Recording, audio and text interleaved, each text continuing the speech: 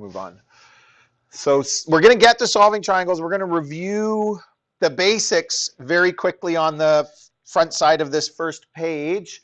Who remembers the word that we use when we're talking about right triangles? This is only for right triangles. Again, you did learn the sine law and the cosine law last year. You would have learned about that. It's Sohcahtoa. And I've had this moment a few times in my career. It doesn't happen every year, but every couple of years, we talk about Sohcahtoa, and it comes up over and over and over again. It's in a lot of classes, like all the grade 10 classes, all the grade 11 classes. You talk about Sohcahtoa, even pretty much all the grade 12 classes, no matter what stream you're in, you talk about Sohcahtoa. And then at some point, you get one person who's like, yeah, I know the word, but I don't understand the point of it. Like, I don't understand what the purpose of Sohcahtoa is and how it's supposed to help. Every once in a while, I meet somebody who's like that. So anyway, we're going to write it out and make sure everybody understands exactly how you use it. What does the so part of Sohcahtoa, what is it supposed to tell us? Sarah? Yeah, very good. Now we want to be a bit careful. Sine theta equals opposite. And we usually shorten these, but I'm going to write them out once. The whole word over hypotenuse. Sine theta equals opposite over hypotenuse. Some people drop the theta and get lazy. If you're writing a note to yourself, you can do whatever you want. If it's in work, especially work you're submitting, you've got to have the theta in there. And the other thing is I've known people who can't spell it. There's just, some people have a real hard time spelling and they can't spell the word Sohcahtoa. And without spelling it, it's useless. I almost forgot to actually point out what it is. So is S for sine, O for opposite, and H for hypotenuse, right? So I think that's obvious to most people, but every once in a while somebody's like, oh, that's what it means. So I always think it's a good idea to point it out. The Ka part is C-A-H. Apparently I can't spell either. And that one tells us cosine, which we shorten to cos, of theta is adjacent over hypotenuse. Again, we shorten all of these to 3 letters. And then toa is tangent of theta, or tan theta is opposite over adjacent.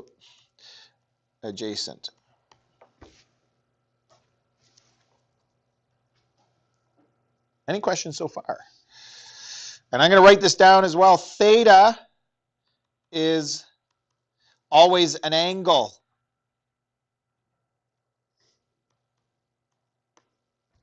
Theta is always the angle. Theta is just a letter. It's a Greek letter. There's a lot of history of mathematics in Greece culture, in ancient Greece. French as well. Some parts of mathematics have a real roots in France and some in other places. And so we use a lot of Greek letters, and we use a lot of them in trigonometry. Alpha, beta, gamma, but theta is the most common one. But it's just a letter. Like, you could use theta for something else. You could use it instead of x, but it would feel weird to do that. And one thing we often do in some types of trigonometry is we use x instead of theta. So this would say sine of x equals opposite over hypotenuse. It's just a variable. So you can change the variable, and it doesn't change any of the connections. But theta is the one that we use so much when we're talking about angles, especially when we're doing triangle trigonometry. This first unit of trig is all about triangles. But what's interesting is there's a whole other side to trig that it does have to do with triangles, but you don't actually draw any triangles. So it comes across as not having anything to do with triangles, which is really interesting, really strange. But trigonometry is this really interesting, bigger subject area in mathematics that is interconnected in so many ways, and you could study it for so long. And so far, all you've ever seen is triangles, but it's a whole other side to it. But that's our second unit on this.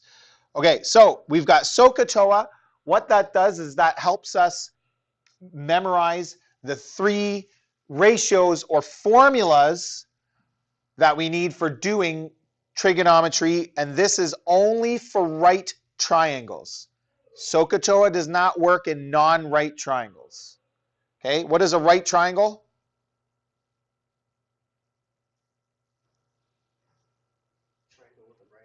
A triangle with a right angle, a 90-degree angle. So you can see these triangles that you should have in front of you have 90-degree angles. That's what the little box means. So whenever you see that, you should be using Sohcahtoa. If you don't see that, you're using the other things which we're doing next week. I'm going to keep going unless you have questions, because we got to get through a lot of stuff today. Do you remember the first step when you do these? Brooke? Label the sides. Very nice. I think that's the best first step. Even if you didn't label them on paper, you'd have to label them in your head and think about which ones they are so that you could pick the right ratio or the right formula to use. So everybody thinks about, if you label the triangle wrong, it's really going to fall apart after that. So you got to be really careful. You got to make sure you understand the labels. This is how I always do it. I go across from the right angle, and that is the hypotenuse. Then I go across from the angle that I'm using or the angle that I'm given, and that is opposite. Good. And then the last one is adjacent. I just always do it in that order just because I always have it. It's a habit for me now.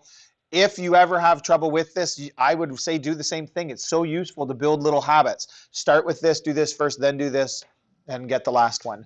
And you may not remember like clearly, but you probably would remember a little bit that trigonometry starts out really easy, but then there's a few cases where the sides switch.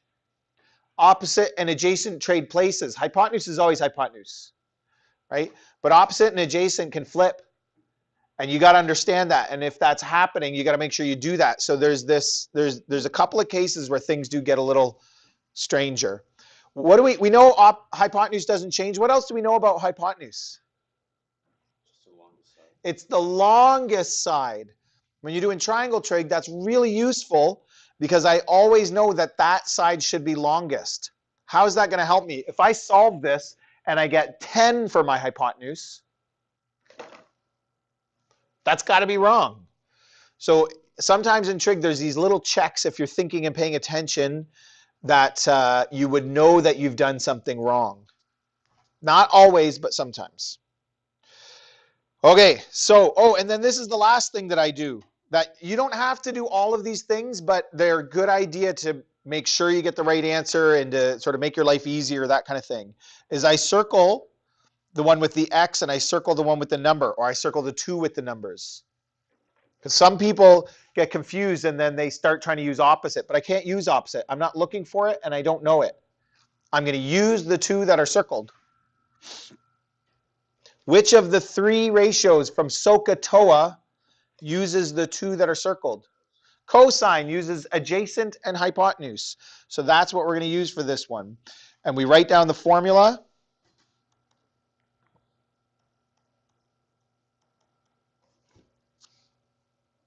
Theta is always the angle. So I sub that in. And adjacent is 15. Look, it's circled. And hypotenuse is X. It's circled. Maybe it seems childish, juvenile, silly to you, but I have seen people label the triangle correctly, pick the right ratio, and even though adjacent is right beside 15, somehow they put 15 on the bottom instead of hypotenuse. So everything else is right, and these two parts are flipped. Maybe in their head, X always goes on top. I don't know. Clearly, that's wrong. X in this case should be on the bottom. But I would hope if you circled them, you'd never make that mistake. Adjacent on top is 15. Hypotenuse on the bottom is x. Little things can make a big deal. What do I do in this case? Does anybody remember how to reorganize this, Sarah? Because 15's on top, I can't do that. That's not quite going to work. This is the one tricky case that's a little bit different. And you may have done it, like your teacher might have shown you how to do it differently. I don't know. I have a little, it's a bit of a cheat, but a lot of people like it. And you just have to remember when x is on the bottom, what do you do? Nick, what do you think? You just flip cos 34 and x. Yeah, they trade places. That's exactly what I do. What were you going to say? Same idea. I just have x and cos 34 trade places. So x comes up here. But this is like dangerous because you got to memorize. There's 3 types of these questions. Does that work when x is on the top too? No. You only do that when x is on the bottom. But what Sarah said is what we're going to do when x is on top. And I think that's clear to everybody. So this is like the special case. And we're doing this one first. Then you get out your calculator. You got to make sure your calculator is in degrees. I'll show you what I mean by that.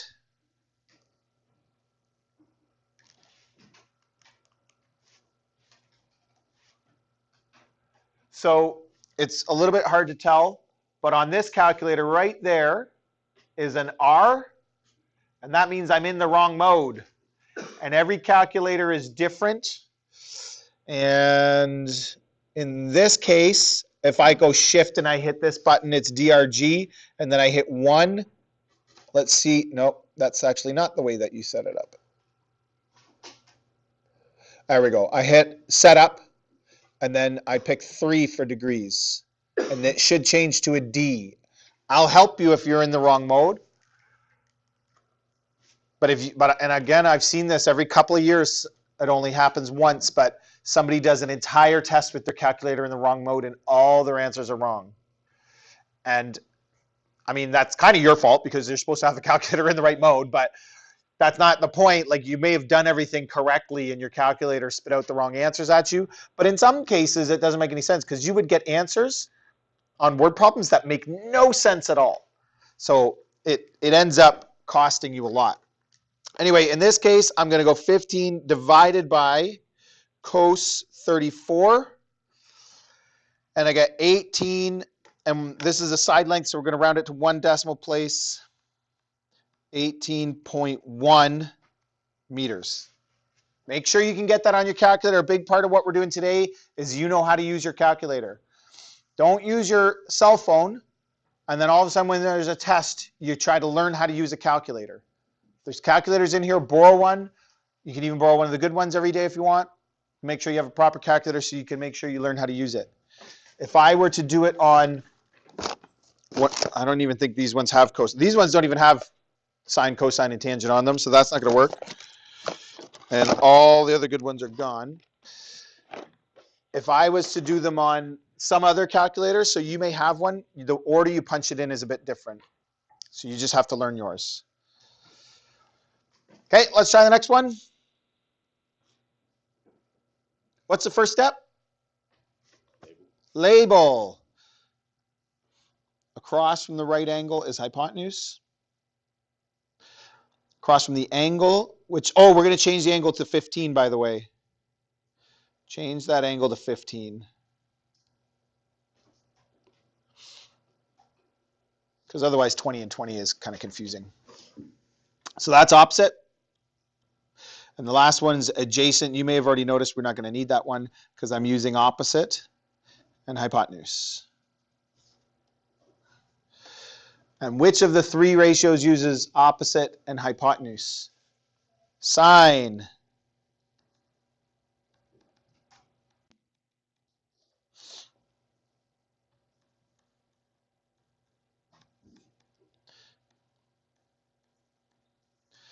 And stop what you're doing for a minute and take a look. What's different about these questions? This one, x was on the bottom. This one, well, it's not x, it's y, but we all know that means the same thing. It's just a variable. Y is on top, or x is on top. Slightly different questions. Both looking for a side length. There's only 2 types. looking for a side length and you get an x on the bottom, looking for a side length and you get an x on top. Whether I'm using sine, cosine, or tangent, that doesn't really matter. It's just a different button on your calculator. It doesn't change how you solve it. It matters if the x is on bottom or on top. We saw x on bottom, trade places. X on top, like Sarah said, what we're doing is we're multiplying both sides by 20, which divides out there, and I end up with 20 times the sine of 15 equals y. In one case we multiply, in one case we divide. Very different. And you got to divide the right order. If I had this, the first example we did, if I had that flipped, cos 34 divided by 15, answer's totally wrong.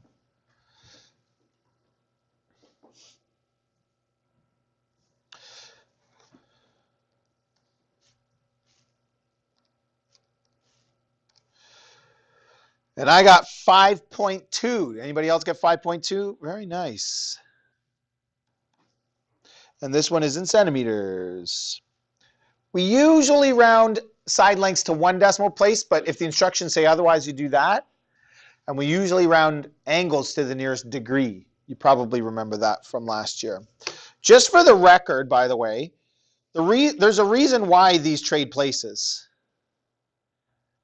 Because to move the x, I divide both sides by x. Or, I multiply both sides by x from this step to move the x. And I divide both sides by that to move it.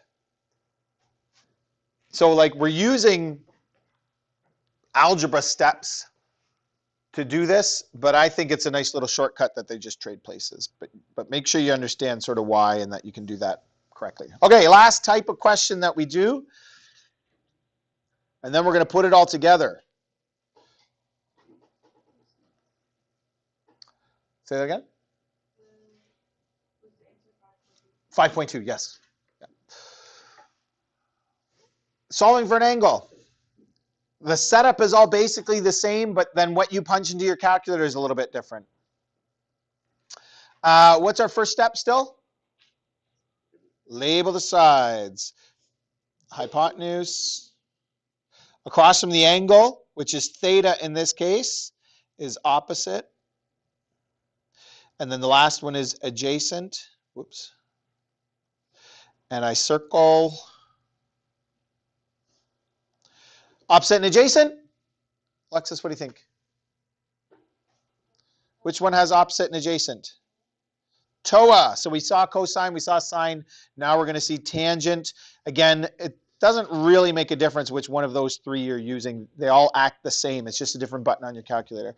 So tan theta is opposite over adjacent.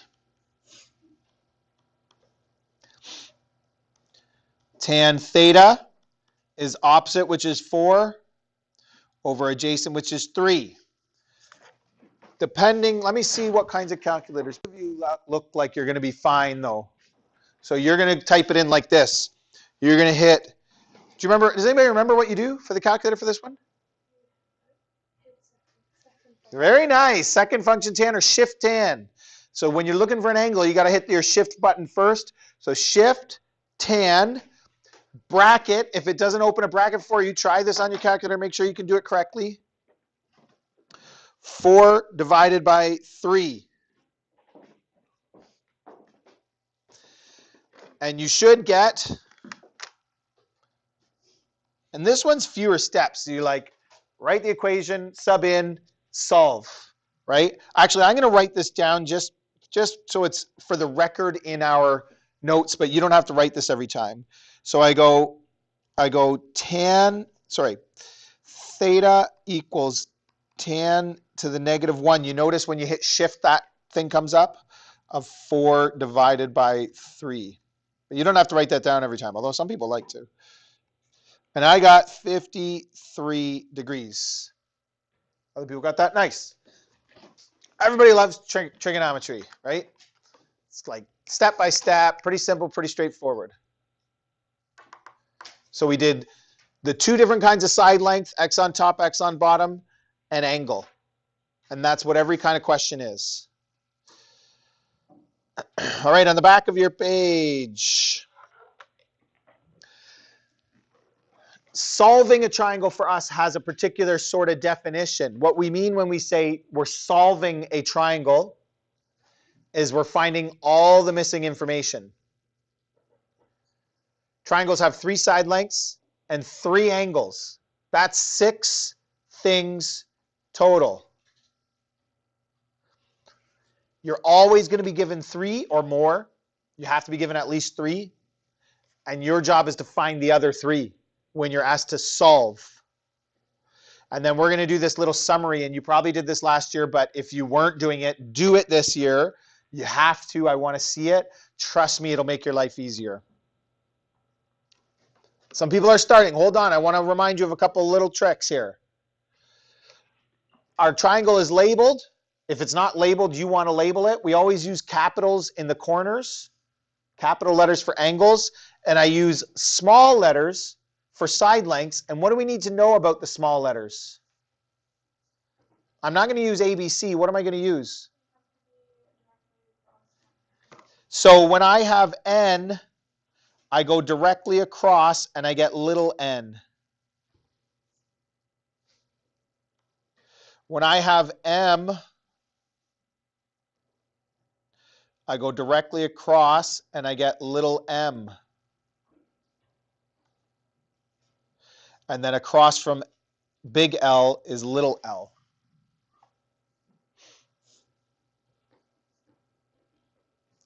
And this is my summary. This is what I want to see. L equals M equals, and we know M, so I'm going to write it in there, 13. N equals 17.1 centimeters. And then big L, we don't know. Big M, we don't know. Big N is 90.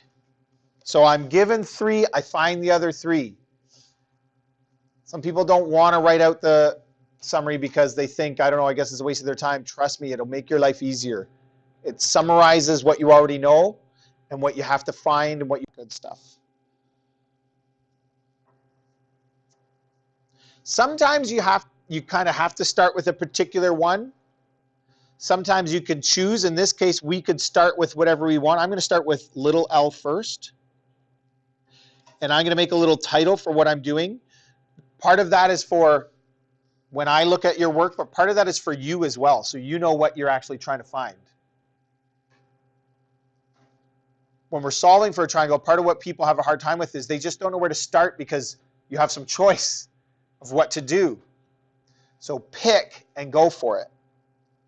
What are you going to do to find little l? Does anybody know?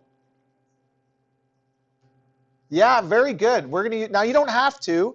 If we're going to find L first, we do. And I'm going to show you because it's our quick review of Pythagorean Theorem. But because I know 2 sides and it's a right triangle and I want to find the 3rd side, I'm going to use Pythagorean Theorem. Okay, which is a squared plus b squared equals c squared.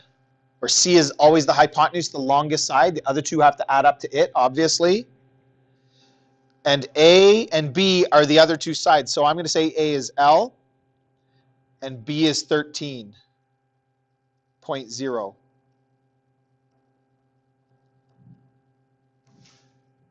See what I mean? Trig is easy, but we're doing a lot in one day. Sides and angles and Pythagorean Theorem and solving for everything. I'm going to move the 13.0 squared over, subtract it, and then what do I do? Sir? I'm going to do that in my last step. You could do that now, you're right. Especially if you get nice values, it'd be fine to do that.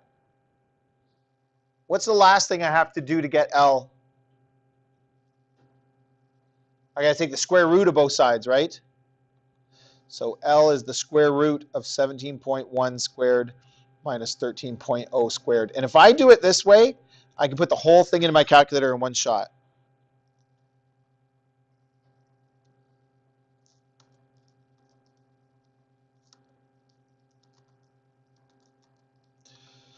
And if you have one